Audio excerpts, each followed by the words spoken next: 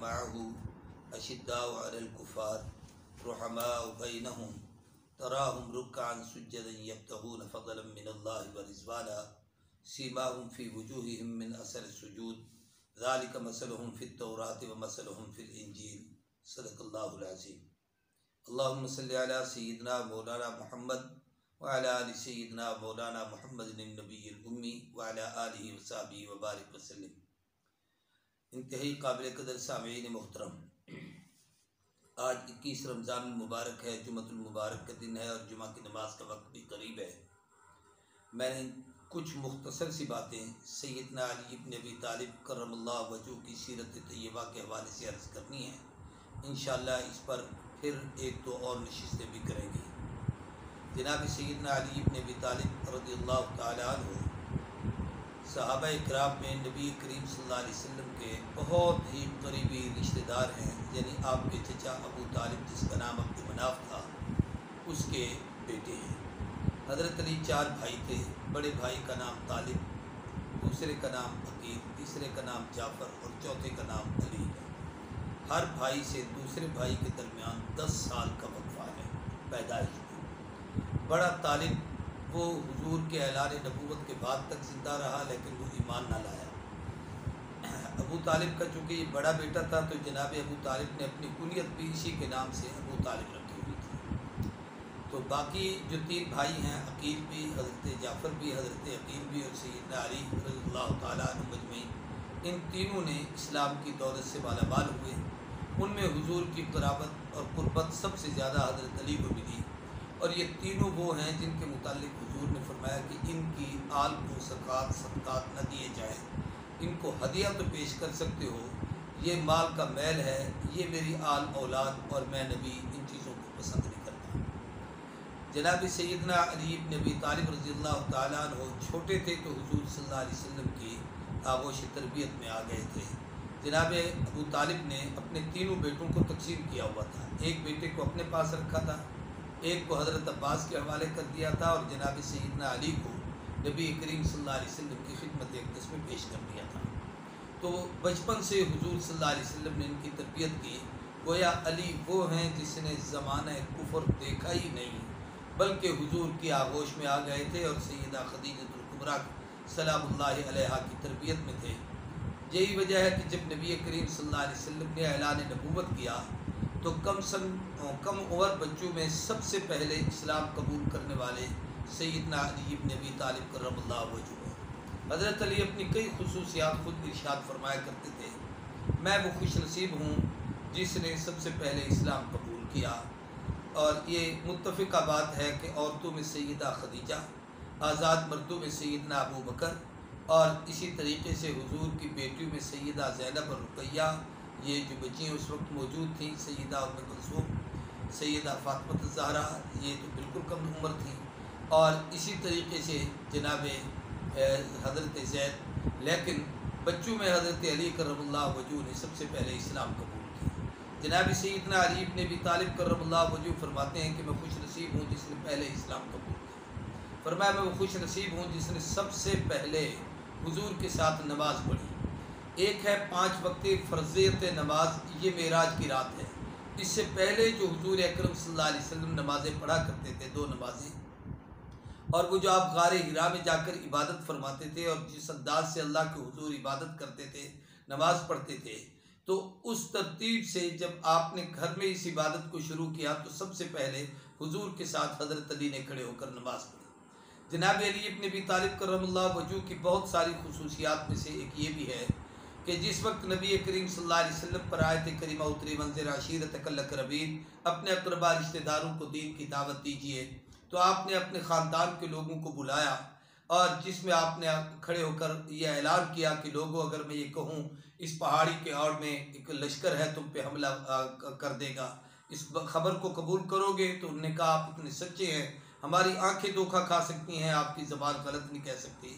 تو جناب سیدنا علی بن ابی طالب کرم اللہ وجہہ ان خوش نصیب لوگوں میں سے ہیں کہ اللہ کے نبی نے جب فرمایا کہ اب میں تمہیں دعوت دیتا ہوں، ایک رب سے ڈراتا ہوں، اللہ سے ڈرو، وہ وحدہ لا شریک ہے اور اسی کی عبادت کرو، اس کے علاوہ اور کوئی معبود نہیں. ابو لہب نے جس وقت اٹھا کر آپ کی طرف پتھر پھینکا تھا اس وقت یہ علی ابن ابی طالب کرم اللہ وجہ تھے جو اٹھ کر کھڑے ہو گئے تھے اور کہا کہ میرے بھائی چچا زاد بھائی محمد صلی اللہ علیہ وآلہ وسلم، آپ جو فرما رہے ہیں میں اس کو قبول کرتا ہوں اور میں آپ کے ساتھ کھڑا ہوں اور آپ کا بھرپور تعاون کروں گا۔ اگرچہ جسمانی لحاظ سے سیدنا علی ظاہری طور پر اعصاب کے لحاظ سے کمزور طبیعت کے تھے، چھوٹے قد کے تھے، لیکن اللہ نے قوت ایمانی اور روحانی قوت کا کمال ان کو عطا فرمایا ہوا تھا۔ ایسی دعوت العشیرہ اسلام میں ایک بڑی معروف دعوت ہے کہ نبی کریم صلی اللہ علیہ وسلم نے مختلف خاندانوں کے اپنے اقربا کے رشتہ داروں کو اکٹھا کر کے ان کو ایک دعوت دی تھی اور ان کے لیے کھانے کا اہتمام کیا تھا، اور اس کھانے کی تقریب میں میزبانی کے فرائض جناب علی کے سپرد کیے کہ یہ تم نے کام کرنا ہے، میں نے ان لوگوں کو دعوت دینی ہے، تم نے ان کا دسترخوان لگانا ہے، ان کے لیے کھانے پینے کا انتظام کرنا ہے۔ حضرت علی رضی اللہ تعالیٰ عنہ کی ہر موڑ پر اللہ کے محبوب نے تربیت کی ہے۔ جس وقت نبی کریم صلی اللہ علیہ وسلم نے ہجرت فرمائی تو اس وقت بھی سیدنا علی کی سیرت میں یہ ایک انمول بات ہے کہ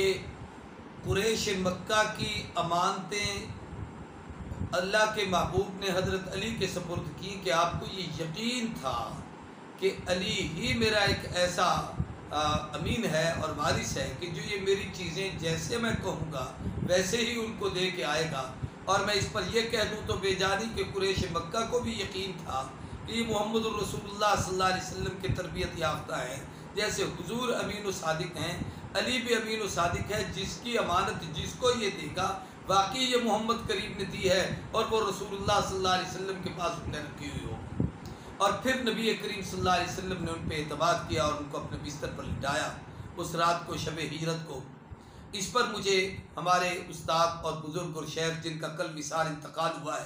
علامہ پروفیسر ڈاکٹر خالد محمود صاحب پی ایچ ڈی لندن رحمۃ اللہ تعالیٰ علیہ رحمۃ واسعہ، جو علم کے، عمل کے، تقوی کے اور اسلامی فلسفہ کے اور فرق باطلہ کی تردید کے اور اسلام کی حقانیت کے ایک چلتی پھرتی لائبریری تھی اور علم کا کمال تھا۔ انہوں نے ایک دفعہ ایک بڑی عجیب جملہ فرمایا کہ ہجرت میں سیدنا صدیق اکبر کی خدمات ساری مسلم، لیکن سوچنے کی بات یہ ہے کہ محبوب جب چلے ہیں تو اللہ نے آقا کی حفاظت کی ہے، تو جو آقا کے ساتھ تھے ان کی بھی تو حفاظت ہوئی ہے، یعنی ابو بکر صدیق کی۔ اگر اس وقت غیر محفوظ طور پر کوئی شخص تھا تو وہ جناب سیدنا علی تھے، جن کو حضور اپنے بستر پر لٹا کر گئے اور چاروں طرف دشمنان کھڑے تھے اور وہ ننگی تلواریں لے کے کھڑے تھے۔ اگر وہ حملہ کر دیتے اور اندر گھس جاتے اور قاتلانہ حملہ ہوتا تو یقینی بات ہے کہ اس حملے میں شہادت کا جام کون نوش کرتے، اور اس میں کوئی شک نہیں کہ وہ جناب سیدنا علی ہوتے۔ لیکن گویا یوں سمجھو حضرت علی اس وقت مقتل گاہ میں آرام کر رہے تھے، لیکن اتنے اطمینان سے سوئے، اتنے سکون سے سوئے کہ جناب علی کرم اللہ وجہ فرمایا کرتے تھے کہ ایسی مزے کی نیند اور پھر کبھی نہیں آئی یا اس سے پہلے نہیں آئی۔ پوچھا گیا کیوں؟ فرمایا اس لیے کہ اللہ کی نبی نے مجھے فرمایا تھا کہ یہ امانتیں کفار کو سپرد کر کے تم آنا، جب تک آپ نہیں آئیں گے میں اس وقت مدینے میں داخل نہیں ہوں گا، اور حضور قباء کے مقام پر ان کا انتظار کر رہے تھے۔ تو گویا سیدنا علی کو پورا اعتماد تھا کہ جب تک میں اب تک اللہ کے نبی سے مل نہیں لیتا اس وقت تک دنیا کی کوئی طاقت مجھے ختم نہیں کر سکتی۔ یہ رسول اللہ کی زبان پر سیدنا علی ابن ابی طالب کا وہ اعتماد تھا۔ اور جب حضور اکرم صلی اللہ علیہ وسلم وہاں قباء کے مقام پر انتظار میں تھے، حضرت کلثوم ابن ہدم ایک صحابی ہیں ان کے گھر میں تھے، تو اس وقت جناب سیدنا علی ابن ابی طالب کرم اللہ وجہ امانتیں و سپرد کرنے کے بعد تشریف لایا، اور جب قباء پر پہنچے تو ایک اور صحابی کے مکان پہ آ کے ٹھہرے تو پتہ چلا نبی کریم صلی اللہ علیہ وسلم کو کہ علی آ گئے ہیں۔ حضور بہت فرط محبت میں بے چین تھے۔ آقا اٹھے اور سیدھا سیدنا علی ابن ابی طالب کرم اللہ وجہ کے پاس گئے اور آپ نے سفر کی خیریت دریافت کی۔ مولانا ابوالحسن ندوی نے المرتضیٰ میں اس بات کو نقل کیا ہے کہ جناب سیدنا علی ابن ابی طالب نے اپنے دونوں پاؤں کی تلویں دکھائے کہ اللہ کے محبوب سنگلاخ راستہ تھا، پتھریلی زمین تھی، چل چل کے یہ میرے پاؤں زخمی ہو گئے ہیں۔ تو نبی کریم صلی اللہ علیہ وسلم تشریف فرما ہوئے کہ جیسے غار میں سانپ نے ڈسا تھا تو سیدنا صدیق اکبر رضی اللہ تعالیٰ عنہ کو آپ نے اپنا لعاب دہن ان کی ایڑی پہ لگایا تھا اور شفا کا کام دیا۔ اور ایسے ہی مشہور ہے کہ ایک غزوہ کے موقع پر رسول اللہ صلی اللہ علیہ وسلم نے وہ لعاب حضرت علی کی آنکھ پر خیبر کے موقع پہ لگایا، لیکن جہاں یہ کہ حضور اکرم صلی اللہ علیہ وسلم نے حضرت علی کے جب پاؤں دیکھے تو آپ پھر نیچے تشریف فرما ہوئے اور آپ نے اپنی ساری انگلیوں پہ اپنے منہ کا یوں لعاب لگا کے حضرت علی کے قدموں کے تلووں پہ آپ نے دونوں پاؤں پہ وہ لعاب مسئلہ بھی صحیح اور حضرت علی کے قدموں کی استقامت کی اور ان کی صحت اور شفا کی دعا بھی کی۔ تو جناب علی کہتے تھے کہ اس کے بعد اللہ نے مجھے وہ استقامت عطا کی کہ کسی میدان میں پیچھے نہیں ہٹا۔ یہ اللہ کے محبوب کا گویا وہ ایک معجزہ تھا جو وہاں پر ظاہر ہوا۔ جتنے اسلامی غزوات ہجرت کے بعد ہیں، جناب علی بھی ہجرت کر کے تشریف لے گئے۔ ہجرت کی پوری زندگی نبی کریم صلی اللہ علیہ وسلم کے وصال اقدس تک جتنا یہ عرصہ ہے، حضرت علی کا جرأت، بہادری، دلیری، قوت، اسلام میں ایک عظیم شہباز کی حیثیت سے کہ آپ کا نام علی تھا والد اور آپ کی کنیت ابو الحسن بھی تھی، ابو الحسین بھی تھی، ابو الحسنین بھی تھی، اور ابو تراب بھی نبی کریم صلی اللہ علیہ وسلم نے فرمایا اور فرمایا کرتے تھے کہ میری ماں نے میرا نام حیدر رکھا ہے، سمیتنی امی حیدرہ۔ ایسی آپ کے اعزازات میں، آپ کے لقب میں آپ کو اسد اللہ بھی کہا گیا ہے۔ اسی طریقے سے آپ کو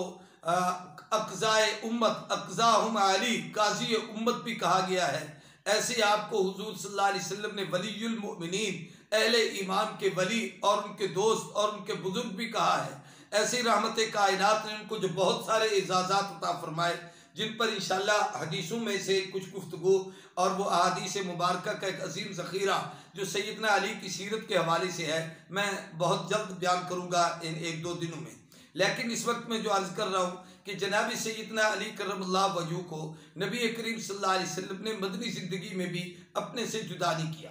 اور اسی طریقے سے غزوہ بدر میں، یہ بدر کے واقعات میں میں تفصیل سے بیان کر چکا ہوں کہ جن 3 آدمیوں کو حضور نے سب سے پہلے بھیجا اور جنہوں نے اپنے دشمنوں کو بچھاڑا، ان میں جناب سیدنا علی ابن ابی طالب کرم اللہ وجہہ تھے۔ جنگ احد میں نبی کریم صلی اللہ علیہ وسلم پر ایک ایسا وقت بھی آیا کہ صحابہ اکرام میں کھلبلی مچ گئی اور حضور اکرم صلی اللہ علیہ وسلم کی شہادت کی افواہ اڑی، لیکن اس وقت بڑے بڑے عظیم المرتبت صحابہ، ہر صحابی کا اپنا ایک مقام اور تقدس ہے، لیکن وہ حالات اس قسم کے بن گئے کہ ایک فطری اور طبعی پریشانی ہو گئی اور حضور کے وصال کی خبر بھی مشہور ہوئی، لیکن سیدنا علی ابن ابی طالب ان میں تھے جو اللہ کے محبوب کے ہاں تھے۔ بلکہ ایک روایت میں آتا ہے کہ ایک مجمع کفار کا آیا تو حضور نے فرمایا جو اس کو ہٹاتا ہے میں اس کو جنت کی بشارت دیتا ہوں۔ تو جناب سیدنا علی ابن ابی طالب نے تلوار اٹھائی، اکیلے اس دستے کو وہاں سے دھکیلا اور دور کیا۔ پھر دوسری مرتبہ آئے تو پھر اللہ کے محبوب نے یہ جملے فرمائے،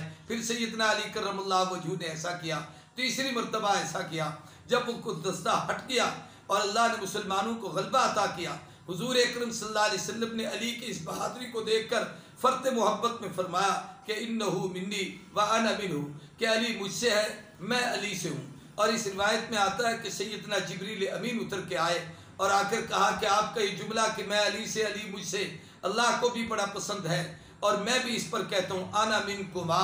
کہ محبوب آپ کو علی سے محبت، علی کو آپ سے پیار، تو مجھے آپ دونوں کے ساتھ عقیدت، محبت اور پیار ہے۔ اسی طریقے سے تمام غزوات میں سوائے ایک غزوہ تبوک کے کہ اس میں نبی کریم صلی اللہ علیہ وسلم نے مدینے کے حالات کے تحت اہل خانہ کی حفاظت اور نگرانی کے لیے، اور وہاں پر فصلیں پکی ہوئی تھی اور ان حالات کی وجہ سے آقا نے جناب سیدنا علی ابن ابی طالب کو پیچھے چھوڑا۔ تو حضرت علی نے بھی عرض کی کہ اللہ کے محبوب آپ مجھے بچوں میں چھوڑ کے جا رہے ہیں، تو اس پر بھی وہ روایت آتی ہے جو صحیحین میں بھی موجود ہے کہ حضور نے فرمایا علی پریشان کیوں ہوتے ہو؟ کیا تمہیں یہ بات پسند نہیں کہ تم میری جگہ ایسے ہو جیسے موسیٰ علیہ السلام کتاب لینے کے لیے گئے اور جناب ہارون کو اپنی جگہ پیچھے چھوڑ کر گئے، لیکن فرق یہ ہے کہ میرے بعد کوئی نبی نہیں، تو تم نبی تو نہیں بن سکتے، لیکن نبی کی جگہ پر تمہیں چھوڑ کے جا رہا ہوں کہ جو کام نبی نے کرنا تھا اپنے اہل خانہ اور اہل مدینہ کی حفاظت، اب میں تمہیں چھوڑ کے جا رہا ہوں۔ غزوہ خیبر میں جناب سیدنا علی ابن ابی طالب کی جرأت، بہادری بے مثال ہے۔ آپ نے اپنے فریق مخالف کو جس انداز سے بچھاڑا اور پھر آپ کے ہاتھ پر جو اللہ نے فتح عطا کی، اور حضور نے ارشاد فرمایا کہ کل پرچم اس کے ہاتھ میں دوں گا جس کے ہاتھ پر اللہ تبارک و تعالی فتح عطا فرمائیں گے۔ چنانچہ جب اگلا دن آیا، سارے صحابہ کہتے ہیں ہم ورطہ حیرت میں تھے آج کس کا نام آتا ہے اور کس کا انتخاب کیا جاتا ہے۔ اور کس کے مقدر میں ہے کہ اسلام کا پرچم اس کے ہاتھ میں آئے گا؟ صبح جب ہم اٹھے تو حضور نے فرمایا میرے علی کو بلاؤ۔ جناب علی آئے، آنکھ دکھ رہی تھی۔ حضور نے فرمایا خیر ہے، کیا ہے؟ کہ اللہ کے محبوب یہ تکلیف ہے۔ تو جناب نبی کریم صلی اللہ علیہ وسلم نے اپنا لعاب دہن بھی لگایا، شفا کی دعا بھی فرمائی، آپ کے ہاتھ میں پرچم اسلام بھی دیا اور فتح کی دعا بھی فرمائی۔ مرہب کو آپ نے قتل کیا، جنگ کے موقع پہ ابن عبد ود کو آپ نے قتل کیا۔ اللہ نے جتنی فتوحات اسلام میں ہوئی ہیں، خلفائے راشدین میں، حضرت ابوبکر، عمر، عثمان کے دور میں، اور جناب سیدنا رسول اللہ صلی اللہ علیہ وسلم کے دور اقدس میں، کسی دور میں بھی حضرت علی کسی موقع پر پیچھے نہیں رہے، بلکہ ان کا بہت بڑا اس میں اقدام رہا ہے، بلکہ ان کو اللہ کے محبوب نے بڑی جرأت کے ساتھ ہر مقام پر آگے کیا۔ اپنی سب سے لاڈلی اور پیاری بیٹی جسے خاتون جنت اور سیدۃ النساء اہل جنہ فرمایا، وہ بیٹی رسول اللہ صلی اللہ علیہ وسلم نے ان کے عقد اور نکاح بھی دی، تو سیدہ فاطمہ الزہرا، جس سے آپ کی نسل بھی آگے بڑھی، اور حضور نے فرمایا اسی سے میری نسل آگے بڑھے گی۔ حضرت علی کے 17-18 بچے ہیں، انشاءاللہ میں پھر دوسرے درس میں ان کے سب کے نام اور اس کی تفصیل بھی عرض کروں گا۔ سیدنا علی کی سیرت سے ہمیں بہت کچھ ملتا ہے۔ ایک تو یہ ہے کہ سیدنا علی ابن ابی طالب، حضرت ابوبکر صدیق، حضرت عمر بن خطاب، حضرت عثمان بن عفان، تینوں بزرگوں کے ساتھ آپ کی محبت بے مثالی تھی۔ آپ نے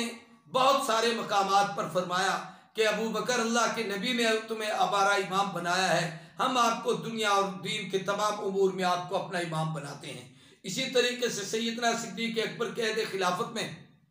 زکوٰۃ کے منکروں کے کلا کما کے لیے حضرت سیدنا علی ابن ابی طالب نے اپنی خدمات پیش کی۔ ختم نبوت کے حفاظت میں سیدنا علی ابن ابی طالب نے اپنا کردار پیش کیا۔ قرآن مجید کی حفاظت کے لیے سیدنا ابوبکر صدیق نے ایک کمیٹی ترتیب دی اجلہ صحابہ کی، جن میں حضرت زید بھی تھے، جن میں جناب سیدنا عبداللہ ابن عباس ابن مسعود، یہ بڑے بڑے اجلہ صحابہ تھے، ان میں حضرت عثمان ابن عفان اور علی ابن ابی طالب بھی تھے۔ گویا آج جو قرآن پاک میں اور آپ پڑھتے ہیں، یہ وہ قرآن ہے جو صدیق کے دور میں علی کے ہاتھوں سے جمع ہوا ہے، اور علی ابن ابی طالب نے پوری دنیا کو اور امت مسلمہ کو اللہ کے اس کلام کے پہنچانے میں ایک کردار ادا کیا ہے۔ سیدنا عمر بن خطاب رضی اللہ تعالیٰ عنہ بیت المقدس کو فتح کرنے کے لیے جا رہے تھے، تو جناب علی ابن ابی طالب کو اپنا جانشین وہاں پہ متعین کیا اور ان کو پیچھے چھوڑا اور ان سے مشورہ کیا۔ تو انہوں نے کہا حضرت تورات انجیل میں آپ کے تذکرے ہیں،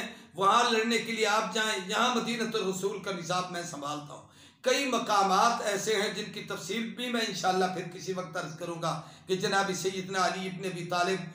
کی عظمتوں کو دیکھ کر، ان کے فیصلوں کو دیکھ کر، ان کی جرأت کو دیکھ کر اور ان کے بڑے خوبصورت علمی جوابات کو دیکھ کر حضرت عمر بن خطاب یہ جملہ فرماتے تھے، لولا علی لہلک عمر، آج اگر علی نہ ہوتا تو شاید عمر کا کیا حال ہوتا۔ اس لیے کہ یہ بات تو علی نے آج سلجھائی اور سمجھائی ہے اور اس نے اس بات کو واضح کیا ہے۔ تو جناب سیدنا علی ابن ابی طالب کے علمی حوالے سے بھی بہت سارے کارہائے نمایاں ہیں۔ تمام خلفائے راشدین میں قرآن مجید کی تفسیر کی سب سے زیادہ روایتیں جو تفسیری طوال پر، یعنی قرآن کی تفسیر اگر بیان کی ہے تو وہ سیدنا علی ابن ابی طالب رضی اللہ تعالیٰ عنہ نے۔ خلفائے راشدین ابو بکر، عمر، عثمان و علی رضی اللہ تعالیٰ عنہ مجمعین، ان چاروں بزرگوں میں مکثر الروایات سب سے زیادہ جنہوں نے حدیثیں نقل کی ہیں وہ جناب سیدنا علی ابن ابی طالب رضی اللہ تعالیٰ عنہ ہیں۔ اسی طریقے سے فقہی اجتہاد کے لحاظ سے، مسائل کے استنباط کے لحاظ سے ابو بکر، عمر، عثمان، علی، ان سب میں سب سے زیادہ جو صاحب فتویٰ تھے، جن کے فتوے پر اعتماد کیا جاتا تھا، جن کی فقہی اصطلاحات کو قبول کیا جاتا تھا، وہ جناب سیدنا علی ابن ابی طالب کرم اللہ وجہہ ہیں۔ نبی کریم صلی اللہ علیہ وسلم نے ان کو امت کا قاضی ارشاد فرمایا اور آپ نے ایسے بے مثال فیصلے کیے کہ تاریخ میں اس کی مثال نہیں ملتی۔ تو میں انشاءاللہ اس پر بھی ایک گفتگو کروں گا، بڑی باتیں ہوں گی۔ میں اب خلاصہ عرض کرنا چاہتا ہوں، چونکہ جمعہ کا دن ہے اور جمعہ کا وقت ہے، تو سیدنا علی کی سیرت بڑی عظیم ہے۔ سیدنا عثمان ابن عفان رضی اللہ تعالیٰ عنہ کے عہد مبارک میں حضرت عثمان ابن عفان کے وزیر مشیر رہے، اور جب حضرت عثمان پر بلوائیوں نے حملہ کیا تو اپنے شہزادوں میں جناب حسنین کریمین کو ان کا چوکیدار ٹھہرایا، اور جس وقت حضرت عثمان ابن عفان خود ایک پانی کا مشکیزہ بھر کر وہاں تک پہنچے اور ظالموں نے وہاں سے تیر مارے اور وہ پانی سارا گر گیا، تو جناب سیدنا عثمان بن عفان نے اپنی چادر اندر پھینک کر حضرت عثمان بن عفان کے دارالخلافہ میں فرمایا، امیر المومنین عثمان، آپ نے ہمارے ہاتھ روکے ہوئے ہیں، ورنہ ان لوگوں کے ساتھ مقابلہ کرنا کوئی بڑی بات نہیں۔ آپ نے کہا ہے کہ مدینے میں میری خاطر کسی کا خون نہ بہاؤ، اس لیے ہمارے ہاتھ کھڑے ہیں، میں پانی لے کے آیا ہوں کہ آپ تک پہنچاؤں، لیکن لوگوں نے یہ ظلم کیا ہے، ہم اگر کوئی جواب دیتے ہیں تو آپ کی اجازت کے بغیر ہوگا، اس لیے ہم آپ کے جواب کے منتظر ہیں۔ لیکن جناب سیدنا عثمان بن عفان نے وہی بات فرمائی تھی کہ میں اپنی حفاظت میں دیار رسول کو خون سے رنگین نہیں کرنا چاہتا۔ یہ ان کی محبتیں تھیں۔ حضرت سیدنا عثمان بن عفان کی شہادت کے بعد جناب سیدنا علی بن ابی طالب کرم اللہ وجہہ امت مسلمہ کی فرما روا، خلیفۃ المسلمین، امیر المؤمنین، ولی المؤمنین اور خلیفہ وقت اور حاکم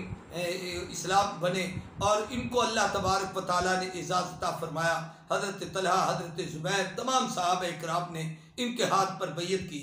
حضرت سیدنا عثمان بن عفان، حضرت علی کا دور حکومت دو حوالوں سے بڑا ایک عجیب ہے۔ ایک تو یہ ہے کہ اس میں کچھ باہمی خلف و شار ہوا، جس کو ہم آپ خانہ جنگی کا نام دے دیں۔ یہ سیدنا علی رضی اللہ تعالیٰ عنہ اس کا سبب نہیں ہے، الیاذ باللہ۔ حضرت علی نے تو کمال کیا کہ اس خانہ جنگی میں پوری امت کو سنبھالا، ایک کیا۔ محبت سیدنا علی کرم اللہ وجہہ کا دور خلافت دو حوالوں سے بڑی اہمیت کا حامل ہے۔ ایک تو سیدنا علی رضی اللہ تعالیٰ عنہ قید خلافت میں جو خلفشار ہوا، جس کا سبب سیدنا علی کرم اللہ وجہہ کی ذات اقدس معاذ اللہ نہیں، بلکہ وہ منافق اور وہ خارجی اور بے دین لوگ، جن لوگوں نے مسلمانوں کو لڑانے کا ایک کردار ادا کیا، تو وہ لوگ تھے۔ اس میں حضرت علی کا جو کردار ہے وہ انسانیت کے لیے مشعل راہ ہے۔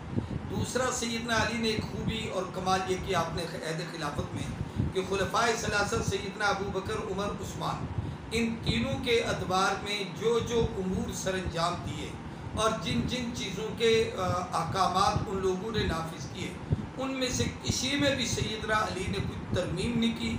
اس میں اپنی کوئی رائے نہیں قائم کی، ان کو باقی رکھا۔ گویا امت کو سکھایا کہ خلفائے راشدین میں باہمی خلفشار نہیں ہوتا، بلکہ ایک دوسرے پر اعتماد ہوتا ہے۔ جیسے قرآن پاک نے نبیوں کے متعلق کہا ہے کہ لا نفرق بین احد من الرسل، رسولوں میں تفریق نہیں ہوتی بلکہ ان میں تفضیل ہوتی ہے۔ تلک الرسل فضلنا بعضهم علی بعض، ایسے ہی ان میں فضائل کے ابواب تو ہیں کہ ایک کی یہ فضیلت، ایک کی یہ مقام کا وہ، لیکن ان میں تفریق نہیں ہے۔ مثلا سیدنا ابو بکر صدیق نے جو حکم نافذ کیے وہی حضرت علی نے باقی رکھے۔ حضرت عمر بن خطاب کے دور میں جتنے احکامات تھے، عبادات کے لحاظ سے، معاملات کے لحاظ سے، رمضان المبارک میں تراویح کے پابندی اور اس کے اہتمام کے لحاظ سے، اور بھی باقی، حضرت علی نے انہی کو باقی رکھا۔ حضرت عثمان بن عفان رضی اللہ تعالیٰ عنہ نے جمعۃ المبارک کی دوسری اذان اور بہت سارے کام تھے تو حضرت سیدنا علی کرم اللہ وجہہ نے اسی کو باقی رکھا۔ اور جب مسلمانوں میں باہمی خلفشار کی بات تھی تو سیدنا علی کرم اللہ وجہہ کا اس میں اپنا ایک کردار ہے، جس کی ایک جھلک صرف آپ کو دینا چاہتا ہوں کہ اس سے ہم مسلمانوں کو کیا سبق ملتا ہے۔ وہ یہ ہے کہ باہمی خانہ جنگی میں سیدنا علی کرم اللہ وجہہ سے پوچھا گیا کہ ان جنگوں میں جو مسلمان ہمارے قبضے میں آتے ہیں، کیا ہم ان کو اپنا غلام بنائیں، ان کی عورتوں کو اپنی لونڈیاں بنائیں؟ تو سیدنا علی سرخ ہو گئے غصے سے۔ آپ نے فرمایا شرم نہیں آتی؟ اگر کوئی مسلمان پکڑا، بھائی کافروں سے لڑائی میں کافر ہتھے لگے، اس کو غلام بنایا جاتا ہے۔ مسلمانوں کے باہمی اختلاف میں مسلمان غلام نہیں ہوتا۔ اور اسی طریقے سے کسی عورت کو اپنی لونڈی نہیں بنانا چاہیے، بلکہ اس میں فرمایا کہ ام المومنین سیدہ عائشہ صدیقہ امت کی ماں ہے، کیا خیال ہے تمہارا کہ تم اس کو اپنے متعلق یہ سوچ رہے ہو؟ ایک تو یہ کہ باہمی محبت کا درس دیا۔ دوسرا، اس میں سیدنا علی کا ایک اور کردار اس سے بھی واضح ہے کہ جناب سیدنا علی ابن ابی طالب کرم اللہ وجہہ نے اپنے ان حالات میں حضرت ابو ہریرہ رضی اللہ تعالیٰ عنہ کا ایک واقعہ ملتا ہے کہ وہ سیدنا علی کی طرف سے جنگ لڑتے تھے، اور جب کھانے کا وقت آیا تو دسترخوان میں وہ سیدنا امیر معاویہ کے دسترخوان پہ بیٹھ جاتے تھے۔ تو ایک مرتبہ سیدنا ابو ہریرہ سے کسی نے پوچھا کہ یہ کیا بات ہے، لڑتے ادھر سے ہو کھاتے ادھر ہو؟ فرمایا حق پر علی کو سمجھتا ہوں اور موقف ان کا درست جانتا ہوں، لیکن دسترخوان ان کا کھلا اور وسیع ہوتا ہے، اس لیے یہاں کھانے آتا ہوں۔ یہاں پر حضرت علی کا ابو ہریرہ کے ساتھ جو اعتماد ہے اور جناب سیدنا معاویہ کا جو اعتماد ہے اس کو دیکھیے۔ نہ حضرت امیر معاویہ کہتے ہیں کہ بھئی روٹی ہماری کھاتے ہو، لڑنے کے لیے وہاں چلے جاتے ہو، یہ کیا کر رہے ہو، کہیں ہمارے راستوں نہیں ان کو دینے جاتے تو ہمارے حالات کا جائزہ لینے تو نہیں آتے۔ اور نہ یہ حضرت علی فرماتے ہیں کہ جہاں سے جنگ کر کے وہاں کھانے کے لیے جاتے ہو تو ہمارے کوئی راز تو نہیں بتاتے۔ تو یہ صحابہ کا ایک دوسرے پر اعتماد یہ علی ابن ابی طالب نے سبق سکھایا ہے۔ ایسے ہی سیدنا طلحہ رضی اللہ تعالیٰ عنہ کی جب شہادت ہوئی اور بعد میں لاشیں دیکھے گئے تو حضرت طلحہ شہید زمین پر پڑے ہوئے تھے، تو جناب سیدنا علی ابن ابی طالب تشریف لائے اور حضرت طلحہ کا وہ ہاتھ جو احد کے میدان میں اللہ کے نبی پر آنے والے تیروں کو روکتے ہوئے شہید ہوا تھا، جس کی وجہ سے حضور کو طلحہ الخیر اور طلحہ زندہ شہید کے نام سے مشہور ہوئے تھے، اس ہاتھ کو اٹھایا اور چوما اور آنکھوں سے لگایا، اور حضرت علی کی آنکھوں میں آنسو تھے، اور فرمایا کاش آج کے دن آنے سے پہلے کہ میں علی طلحہ کی اس لاشے کو اس حالت میں دیکھتا، مجھے اللہ کئی سال پہلے دنیا سے لے لیتا۔ اور حضرت طلحہ کے بیٹے کو بلا کر فرمایا یہ جتنا سامان ہے یہ تمہارے والد کا ہے، یہ تمہارے سپرد ہے، اور پھر فرمایا بیٹے تیرے باپ کو شہادت کا بڑا اعلیٰ مقام ملا ہے، اور یہ جو قرآن پاک کی آیت ہے وَنَزَعْنَا مَا فِي صُدُورِهِم مِّن غِلٍّ إِخْوَانًا عَلَىٰ سُرُرٍ مُتَقَابِلِينَ، کہ قیامت کے دن ہم اہل ایمان کو جنت میں اونچے تختوں پر بٹھائیں گے اور وہ ایک دوسرے کے سامنے بیٹھ کر ہنسی سے پیار محبت کی باتیں کریں گے، اور دنیا کے جو آپس کے نزاع تھے ان کو یاد کریں گے، لیکن دلوں میں ان کے اس نزاع کی کوئی کدورت نہیں ہوگی۔ فرمایا یہ اس آیت کا مصداق تیرا ابا طلحہ اور میں علی ابن ابی طالب ہوں۔ یہ حضرت علی نے صحابہ سے محبت کا ایک درس دیا۔ جناب سیدنا زبیر رضی اللہ تعالیٰ عنہ اگرچہ جنگ میں شہید نہ ہوئے، پیچھے واپس جا رہے تھے، تو ایک ان کے قاتل نے ان کو ظالم نے حملہ کیا، ان کو شہید کیا، دوڑتے ہوئے آیا اور آ کر کہا کہ علی مبارک ہو، میں تمہارے دشمن زبیر کو قتل کر رہا ہوں۔ حضرت علی کا چہرہ سرخ ہو، میں کیا کہہ رہا ہوں؟ اس نے کہا میں تمہارے قاتل، تمہارے دشمن، تمہارے حریف جو تمہارے مخالف کھڑے تھے حضرت سیدنا زبیر عشرہ مبشرہ میں ہیں، رسول اللہ صلی اللہ علیہ وآلہ وسلم کے جلیل قدر صحابی ہیں، اور اسی طریقے سے حضور صلی اللہ علیہ وسلم کے ہم زلف بھی ہیں، حضرت اسماء بنت ابی بکر کے شوہر ہیں۔ تو حضرت علی نے فرمایا اچھا تو مجھے خوشخبری بنا کر بتا رہا ہے؟ تو فرمایا ابشرک بالنار علی لسان رسول اللہ، میں اللہ کے نبی کی زبان کے مطابق تمہیں جہنم کی بشارت دیتا ہوں کہ مجھے رسول اللہ صلی اللہ علیہ وسلم نے فرمایا تھا کہ علی جب زبیر کا قاتل تجھے خوشخبری دے زبیر کے قتل کی تو اسے جہنم کی بشارت دے۔ تو حضرت علی نے کبھی اپنے حریف کو باوجود اس کے کہ وہ میدان جنگ میں کھڑے ہیں، لڑ رہے ہیں، یہ کمال حوصلہ تھا، اور یہ کمال اپنی خلافت میں، یوں سمجھو کہ خلافت میں اپنی رعایا سے ہمدردی کے اعتدال کا کمال ہے کہ سب کو ایک صف میں سمجھا ہے، سب سے محبت کی ہے۔ اور پھر جب آپ نے اس قاتل کو یہ کہا کہ تو جہنمی ہے، تو تھوڑی دیر کے بعد اس نے اپنے آپ کو خنجر مارا اور خودکشی کر کے وہ مر گیا۔ تو حضرت علی نے نعرہ لگایا اللہ اکبر، فرمایا خدا کی قسم میرے نبی کی بات سچی ہوئی۔ حضور نے فرمایا اس کو جہنم کی بشارت دینا، اس نے خودکشی کی ہے اور ادھر قاتل بن کے پھر اس جرم سے بھی توبہ نہیں کی اور خودکشی کی ہے، یہ سیدھا جہنم میں گیا ہے، یہ میرے نبی کی زبان ہے۔ ایسے ہی جنگ جمل میں سیدنا علی کرم اللہ وجہہ اور حضرت فاطمہ کی جب وہ لڑائی ختم ہوئی، اختتام پذیر ہوئی، تو کتابوں میں ہے کہ جناب سیدنا علی ابن ابی طالب کرم اللہ وجہہ نے اونٹ کی لگام کے مہار پکڑی ہوئی تھی، پیدل چل رہے تھے، سیدہ عائشہ صدیقہ اوپر ہودج میں بیٹھی ہوئی تھی، اور بی بی حضرت علی سے کہہ رہی تھی کہ علی تو برادر رسول ہے، تو امیر المؤمنین ہے، تو خلیفۃ المسلمین ہے، مجھ سے زندگی میں کبھی ایسا واقعہ نہیں ہوا، یہ مجھ سے ہوا ہے، میں اپنے رب سے بھی معافی مانگتی ہوں، تم سے بھی معافی مانگتی ہوں۔ اور عائشہ کے جملے سن کر حضرت علی رو رہے تھے اور فرما رہے تھے ام المؤمنین آپ امت کی ماں ہیں، آپ رسول اللہ کی بیوی ہیں، قرآن آپ کی عظمت اور صداقتوں کا امین ہے، میں نے بھی کبھی اس طرح سے ایسی کوئی بات نہیں کی، یہ آج پہلی دفعہ ہے کہ میں اور آپ آپنے سامنے ہوئے ہیں، میں آپ میری ماں ہیں، میں آپ سے بھی معافی مانگتا ہوں، میں اپنے رب سے بھی معافی مانگتا ہوں۔ سیدنا علی کرم اللہ وجہ کی شہادت 21 رمضان المبارک کو ہوئی۔ 17 رمضان کو آپ پہ جمعۃ المبارک کے دن قاتلانہ حملہ ہوا۔ 3 دن آپ اس بیماری میں رہے اور 20 رات کو آپ کا وصال ہوا۔ 21 کی فجر کے وقت آپ نماز کے لیے جا رہے تھے۔ آپ کی عادت شریفہ تھی کہ جب نماز کے لیے جاتے تو جاتے ہوئے الصلاۃ الصلاۃ کہتے جاتے۔ جس وقت آپ مسجد کے دروازے، کوفہ کی جامع مسجد کے دروازے پر پہنچے تو اس وقت ظالم نے آ کے پیچھے سے خنجر مارا، آپ کے سر مبارک میں لگا، زخمی ہو گئے۔ 3 دن آپ ان زخموں کے ساتھ رہے اور آپ کو بتایا گیا کہ آپ کا قاتل فلاں ہے۔ آپ نے فرمایا اس کو کچھ کھانے پینے کو دیا ہے؟ یعنی زندگی میں ایسی زندگی اور ایسا سبق شاید کیا کوئی پڑھائے گا کہ مقتول بھی ہو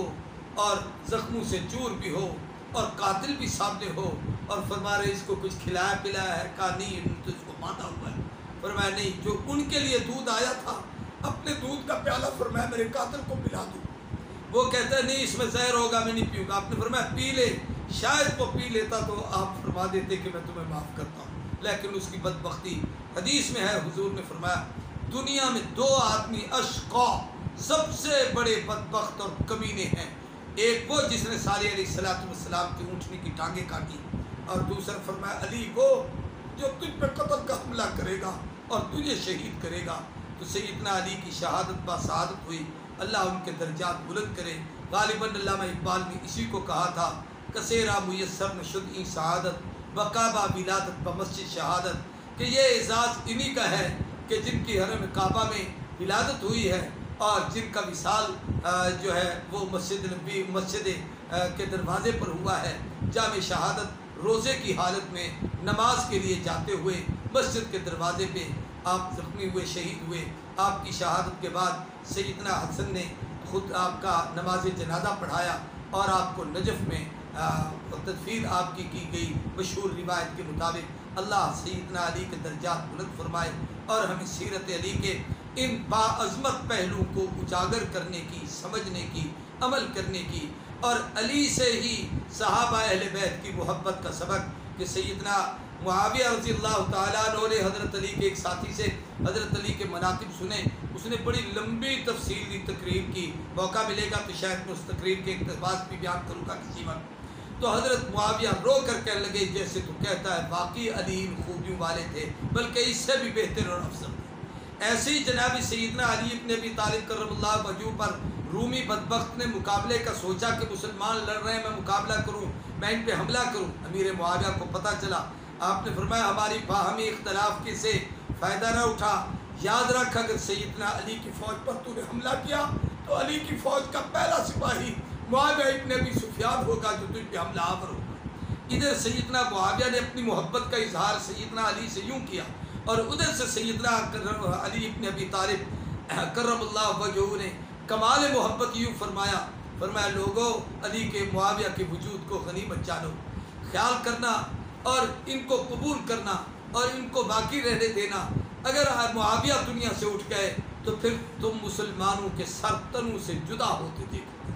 شاید حضرت علی کی یہ وہ دعا تھی جس کی وجہ سے جناب حسن نے حضرت امیر معاویہ سے صلح کی، اور اس صلح کے بعد جناب امیر معاویہ کے دور میں اتنی فتوحات ہوئیں کہ شاید اتنی بڑی فتوحات اسلامی تاریخ سے اس سے پہلے کبھی نہ ہوئی ہوں، نہ اس کے بعد۔ تو یہ سیدنا علی ابن ابی طالب کی زندگی کے چند گوشے تھے، باقی ان کے فضائل بھی ہیں، ان کے قضایا بھی ہیں۔ اس پر انشاءاللہ ایک حدیث، درس حدیث کے حوالے سے گفتگو کروں گا جس میں حضرت علی کی جو فضیلتیں آقا نے بیان فرمائیں یا صحابہ اکرام سے منقول ہیں، یا اسی طریقے سے حضرت علی نے خلفاء نبی کریم اور اپنے ادوار میں جو آپ نے مختلف قضایا اور فیصلے فرمائے اور جو قیامت تک کے لیے رہنمائی ہیں فیصلے، میں ان پر بھی ایک گفتگو کروں گا۔ وآخر دعوانا الحمدللہ رب العالمین۔ اللہ ہم سب کو سیدنا علی ابن ابی طالب کا غلام بنائے۔ یہ بھی یاد رہے کہ اہل تصوف کے 4 سلاسل میں سلسلہ نقشبندیہ سیدنا ابو بکر صدیق سے ہے۔ علی چونکہ ولی المؤمنین ہیں، اور یہ حدیث میں ہے کہ حضور نے فرمایا علی ولی المؤمنین ہے، تو یاد رکھیے کہ سلسلہ سہروردیہ، قادریہ، چشتیہ، یہ تمام سلاسل سیدنا علی ابن ابی طالب سے ہے۔ گویا امت میں جتنے اولیاء ہیں یا ولایت کا جو مقام جہاں پھیلا ہے وہ بھی علی ابن ابی طالب کے علم کا اور اس کی روحانیت کا اور ان کے تقوی اور ولایت کا اور ان پر نکاح نبوت کا وہ صدقہ ہے۔ اللہ تبارک و تعالی ہم سب کو ان کا سچا خادم بنائے۔ وآخر دعوانا